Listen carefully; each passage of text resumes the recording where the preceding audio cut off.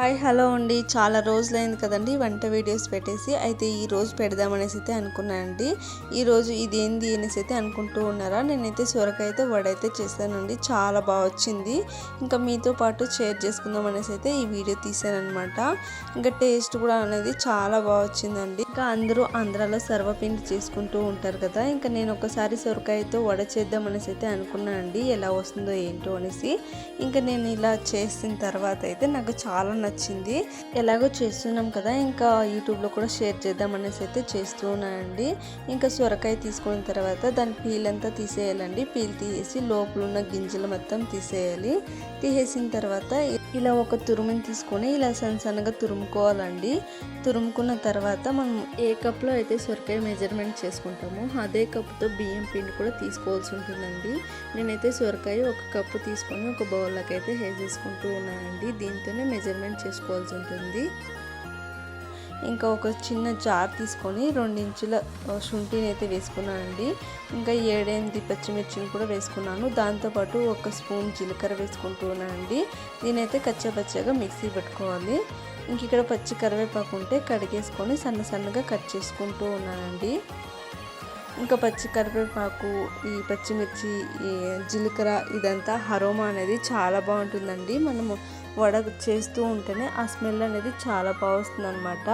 ఇంకా ఉల్లిపాయలు అయితే సన్నగా కట్ చేసుకొని అందులోకైతే వేసేసుకోవాలండి. ఈరోజు నా వీడియో కొంచెం బ్లర్గా అనిపిస్తూ ఉంది, ఎందుకంటే ఫ్రంట్ కెమెరాతో తీస్తూ ఉన్నాను కాబట్టి బ్లర్గా అనిపిస్తూ ఉంది. తీసుకున్న తర్వాత ఒక బౌల్లోకి అయితే నేను సొరకాయ వేసుకున్నాను కదా, అందులోకే వేసుకున్నానండి. ఇంకా వడ మాత్రం చేసుకుంటే ఎలాగా, ఏదన్నా పాయసం చేసుకుందాం అనేసి అయితే అనుకున్నాను. ఇంకా రవ్వ పాయసం అయితే చేసుకుంటూ ఉన్నానండి. ఇక్కడ రవ్వ అలాగే సేమియా వేసి పాయసం చేసుకుంటూ ఉన్నాను. ఇంకా సేమియా అయితే వేయించుకొని పక్కన పెట్టుకున్నాను.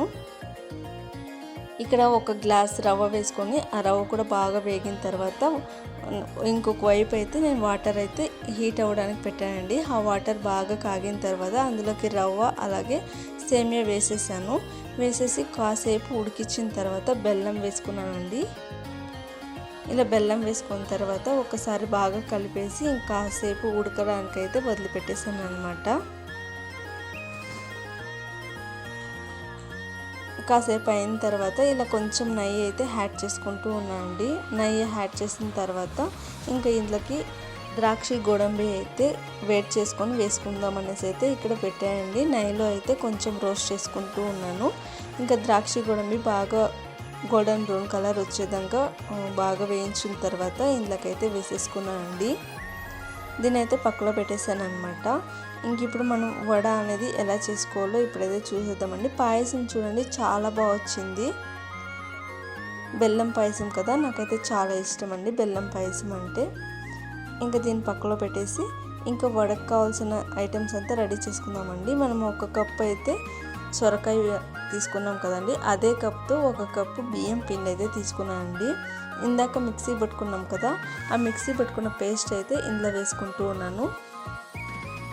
వాటర్ వేయకుండా ఒక్కసారి అయితే మిక్స్ చేసుకోవాలండి, ఎందుకంటే వాటర్ అందులోనే ఉంటుంది.